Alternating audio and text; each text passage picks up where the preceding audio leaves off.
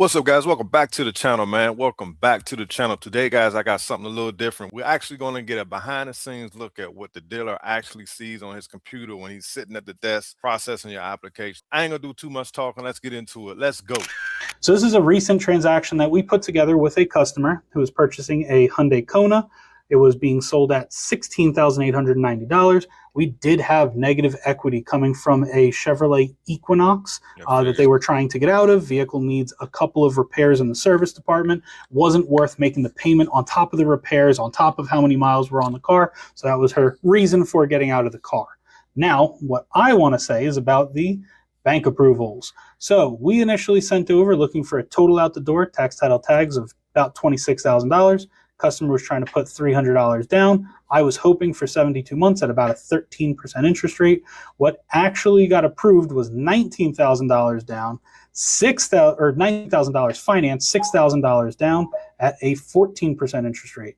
Now, this is a bank that you cannot mark up the interest rate. They pay you a flat based on the amount that the customer finances. So that's $576.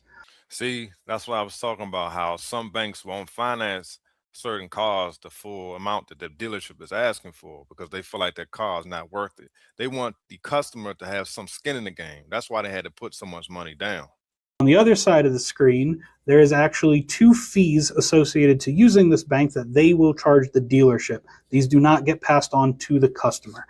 So the total fees were $549 plus $199, and the amount of money that they were going to pay us to write the loan was $576. So that means a total of $172 from the dealership to the bank in order to write that loan. Now, the second approval that we have was exact same transaction, exact same goals, exact same send over, was from a different bank that approved almost the same amount, $19,230 versus $19,252. They required being at the same out the door amount. Their interest rate was 20.94, and their bank fee is $1,435. Once again, a bank that you cannot mark the rate up, and their dealer flat was $157. That's crazy, 20%. And trust and believe, a lot of people will sign up for this deal. They'd be so excited that they got approved, they would definitely sign this paperwork. That's crazy.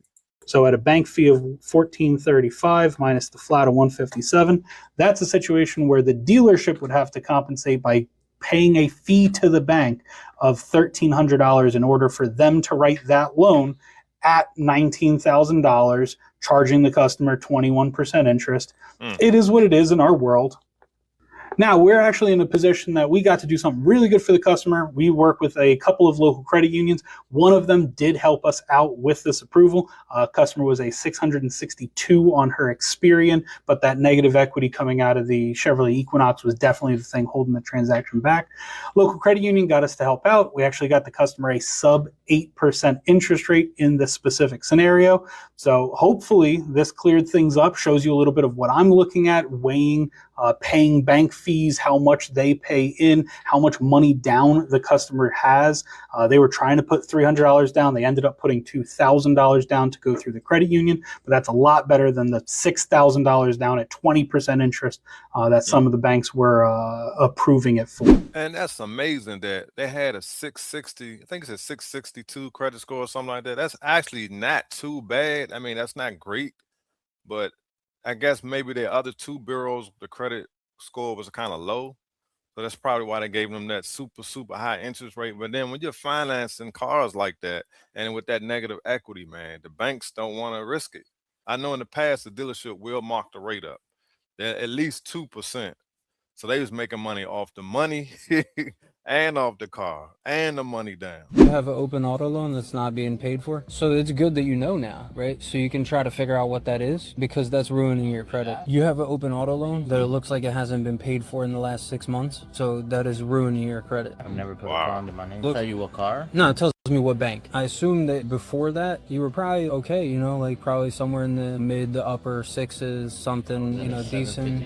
I could believe that too. So right now you're a 469. But the point is, right now with your score being low, and I can work with low score, but it shows that you have open auto that's not being paid for. To do anything in your name would be like a substantial down payment, like 5, 6, 7,000, right? The only way to go about it is to bring somebody to add some strength to your credit. So why don't you do no money down, but with somebody with some kind of credit?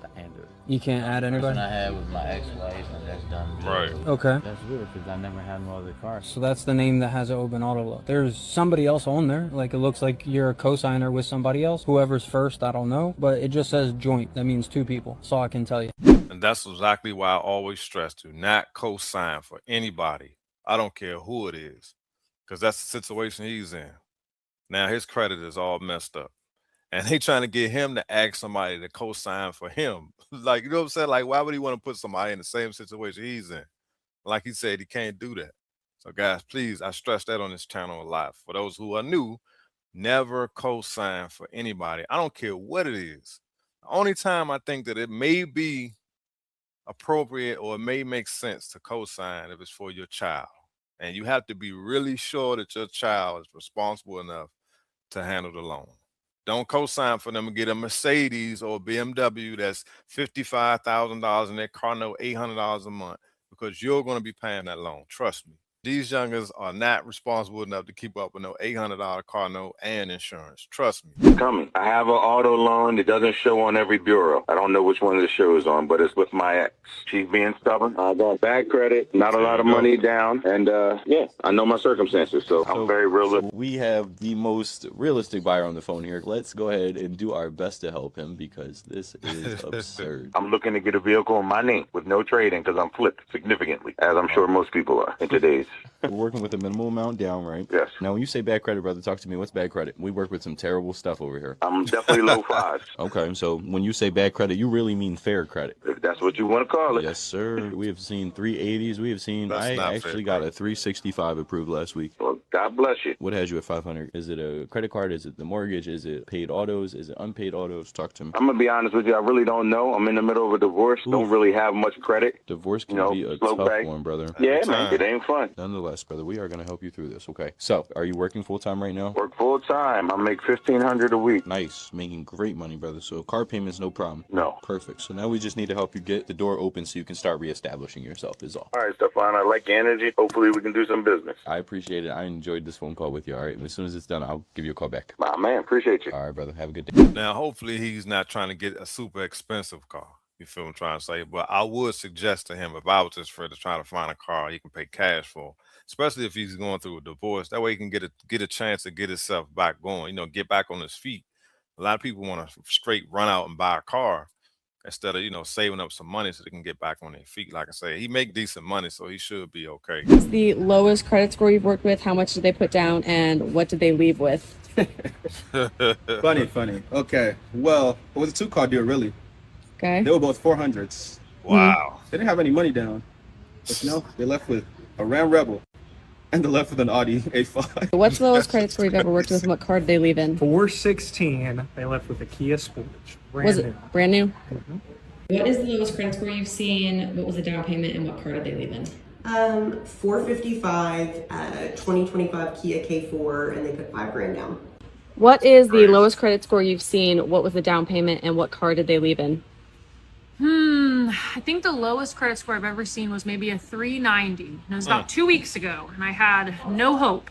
But somehow we were able to make it work. I think the customer put down about $3,000, and they were able to get into a beautiful new K5. What is the lowest credit score you've seen, and what car did they leave in? A 498, and they left in a pre-owned Kia Soul. What is the lowest credit score you've worked with? What did they put down, and what car did they leave with?